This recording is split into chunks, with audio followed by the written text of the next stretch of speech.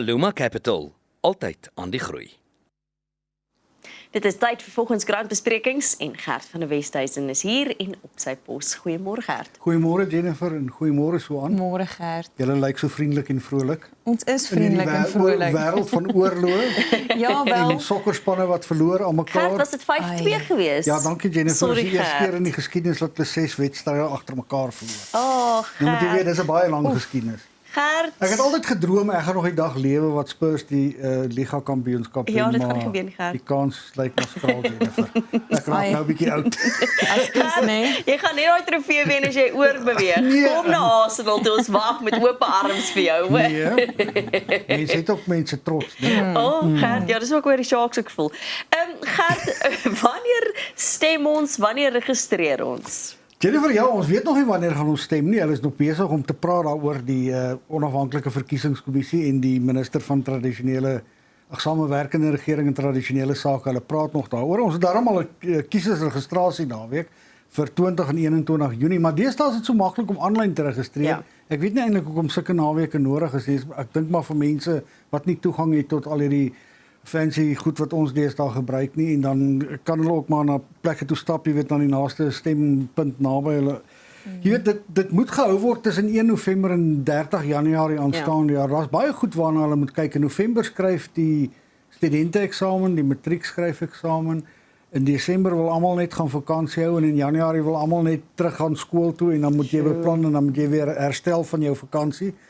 So hulle sal 'n baie 'n dag moet kies waar die mense sal gaan stem. Ek dink dit sal vroeg in November dalk wees, Ja. dalk voor die eksamens en goed begin, maar ons sal nou maar nog wag, maar soos die onafhanklike verkiesingskommissie sê, hulle wens dit word nou gou aangekondig, want hulle wil sodat die partye en die onafhanklike kandidaate nou kan weet presies wanneer dit is en hulle wil ook hê dat studente byvoorbeeld nou al kan besluit waar hulle wil registreer, want jy moet gaan stem waar jy geregistreer is. Jy weet 'n student wat nou maar net tydelik sê nou maar Pretoria toe kom van sy huis in die Wes-Kaap, miskien wil daar dalk registreer of hierso, maar nou weet hulle nie wanneer om dit te doen nie, maar hopelik sal dit gebeur, maar hierdie, soos ons al 'n paar keer gesê het, jy weet, dit mense sien baie uit na hierdie verkiesing, dit gaan 'n baie belangrike verkiesing wees. Dit is verseker baie belangrike verkiesing en ek dink ook selfs meer so as jy onseker is of aanlyn gewerk het, verstaan ek dink dis kom so naweek ook daar is, stap dan nou maar eerder na Ja. die naaste stasie om seker te maak, okay, ek is geregistreer, ek weet ek gaan nie daarop daag wanneer die datum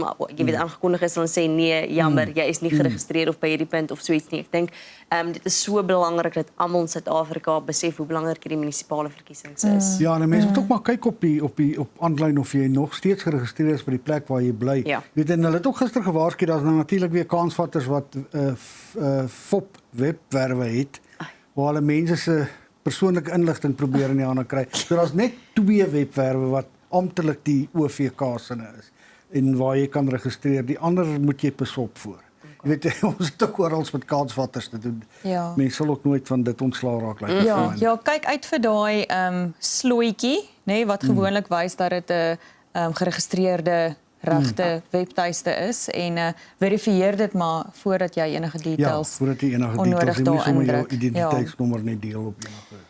Gert, Webwerf, dan dis so interessant om te leer van Lekota, soos wat almal hulde aan hom bring en Groenewald wat gesê het hy was lief vir Afrikaans en dit is een van die redes waarom hy so suksesvol was oor kleurgrense heen. Ja, soos dis vir my verskriklik hartseer. Musia Lekota, hy was altyd as terror bekend se dood, jy weet. Een van my kollegas sê vir my dis nou iemand van wie jy werklik kon hou. Die laaste keer toe ek 'n onderhoud met hom gedoen het, het omtrent 'n halfuur of 'n uur geduur, het hy net Afrikaans gepraat. En hy kon nog baie goeie Afrikaans praat, jy weet. En dis hoekom Dr. Pieter Groenewald nou hulde aan hom gebring het in Afrikaans. Ook in die parlement en baie en dit wat vir my treffend is, mense van oor die hele politieke spektrum het hulde aan hom gebring nie. Jy weet met die 2024 verkiesing toe sy party nou al eintlik maar vir alle praktiese doeleindes in sy kanonnen was dit hy nog daar so eenkant gesit by die verkiesingskommissie se hoofkantoor en al die joernaliste het net by hom 'n draai gemaak en hom gegroet en alles. Jy weet en wat vir my baie hartseer was die laaste keer toe ons nou gesels het, hy het so 'n boek geskryf Letters to My Daughter in 1991 dink ek. Briewe toe hy op Robben Island in die tronk was wat hy vir sy dogter geskryf het om die geskiedenis vir haar te verduidelik wat sy moet doen en hoe die toekoms gaan lyk. En die boek is deesdae baie skaars en ek het toe 'n kopie en ek vat dit dat hy dit vir my onderteken toe sê hy het nie meer so 'n boek nie. En die dogter vir wie al die briewe geskryf het, is ook al dood. Oh, Jy weet so, ek het hom so jammer gekry, maar jy weet hy was maar ja, ek dink hy was regtig een van die beter politici wat ons gehad het. Hy is nou jammer sy party Cope het heeltemal van die wa afgeval. Jy weet dit baie goed begin, maar daar was geweldige verdeeldheid. Daar's natuurlik baie sterk sprake dat die ANC dit doelbewus ondermyn het omdat hulle dit gesien het as 'n groot uitdager. En ja, toe dit nou nie baie goed vir hom geëindig nie. Dit is my baie hartseer teen die einde van sy lewe dat die party so verdeeld was en dat mense tot vuis geslaan het in die openbaar. En jy weet daar was omtrent net 5 lede en dan is daar nog verdeeldheid tussen hulle gewees. Maar ek dink sy naam sal altyd by voortleef in die geskiedenis. Hy is natuurlik nie perfek nie. Geen een van ons is perfek nie. Maar ek dink hy het 'n baie groot rol in die struggle gespeel.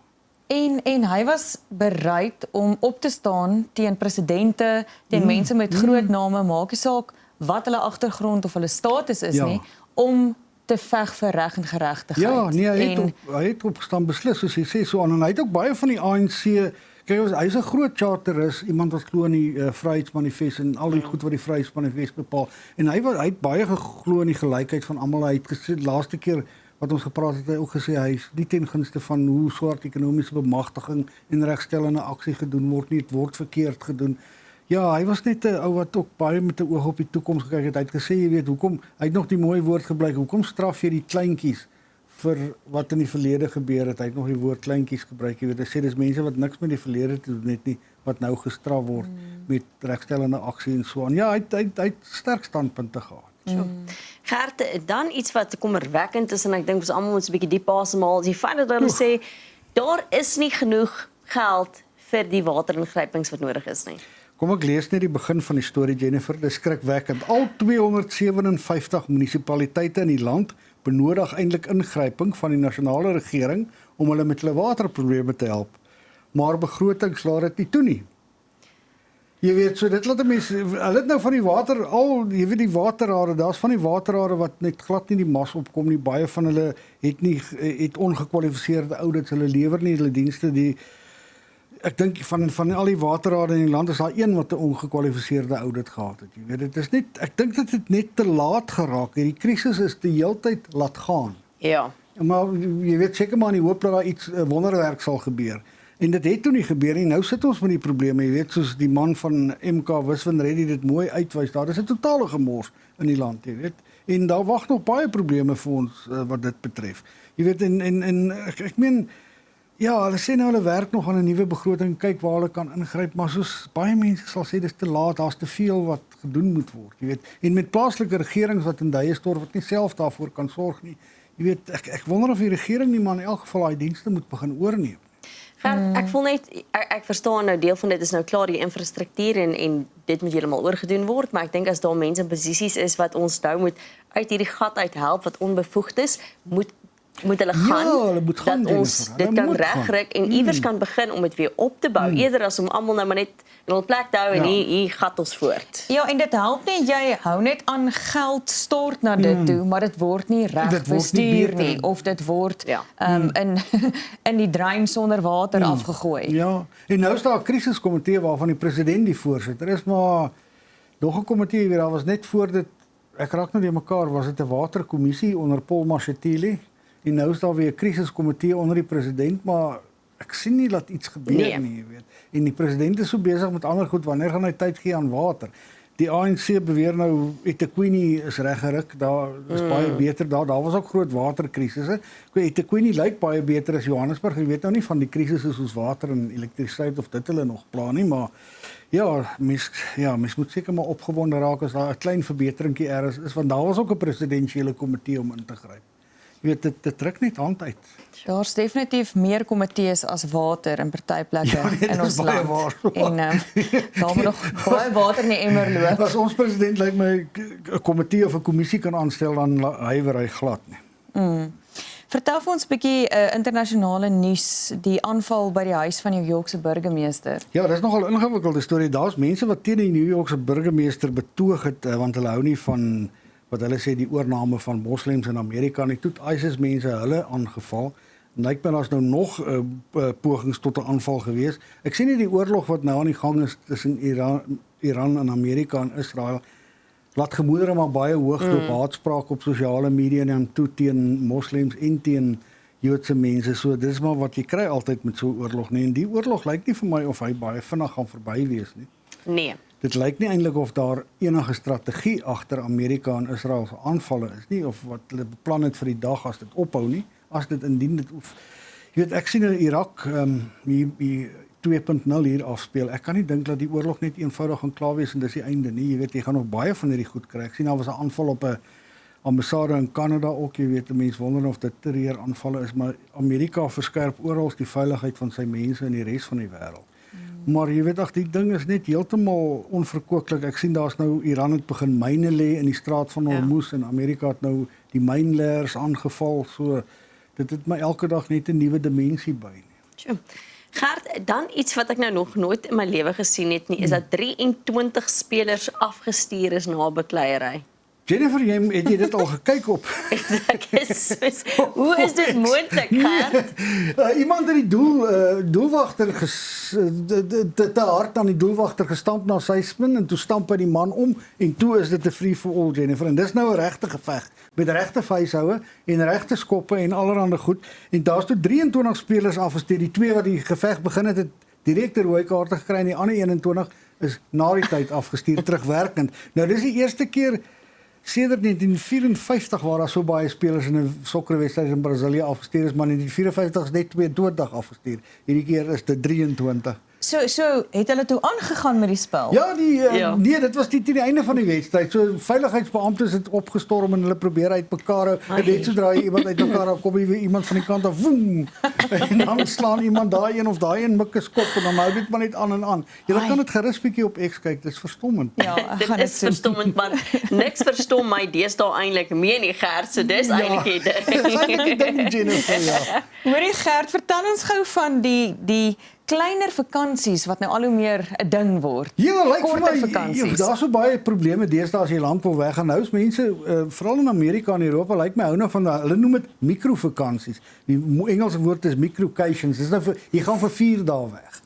Maar dan gaan jy nou na 'n plek toe waar jy konsentreer op iets soos jy gaan ry byvoorbeeld fiets op 'n plek of jy gaan na 'n plek toe net om sy kos te eet of na sy skilderye te kyk. Dan bring jy meer kwaliteit tyd blykbaar deur by een plek eerder as wat jy die hele tyd rond daar klop soos 'n afkop hoender en eintlik niks sien nie want jy moet op die volgende bus klim of op die volgende trein en hulle sê dit is ook baie beter vir die omgewing en kort pausetjies help nogal om jou jy weet 'n bietjie aan die gang te hou in hierdie moeilike wêreld waarin ons lewe. Dis nou nie so lekker soos 'n baie lang vakansie nie, maar dit hou mense nogal aan die gang blykbaar en van die mense sê hulle doen dit jy weet want baie plekke die toerisme is te erg geword in 'n plek soos sê nou maar Barcelona. Nou gaan hulle na minder bekende stede toe soos Warskou. Byvoorbeeld nou sien jy iets heeltemal anders wat jy nooit sou gesien het nie. Blykbaar moet jy daarom 100 km van jou huis af weggaan vir dit om nou 'n behoorlike vakansie te hê. Goed, Ons kan nou nie Bronkhorstspruit toe ry en daar gaan vakansie hou want dit is te naby vir ons. So dit tel nie. Nee, dit tel nie. Okay, nee. Mense 100 km ver. Maar die mense in Europa, dis natuurlik vir hulle baie lekker want 100 km ver sien jy heeltemal 'n ander land en 'n heeltemal ander kultuur en dis maklik om daar te kom. En blykbaar help dit 'n bietjie met jy weet die aardverwarming alhoewel jy weet hang nou maar af watter vervoer jy van gebruik maak, maar hulle probeer mense soveel moontlik laat trein ry. Al wat ek hier uitkry is ons kort almal meer vakansies. Meer gereeld korter vakansies. vakansies. Ja, jy Ja. moet so 3 dae werk omdat jy 'n vakansie hê. Ons Daar vat dit sy. Gert baie dankie vir jou advies hoor.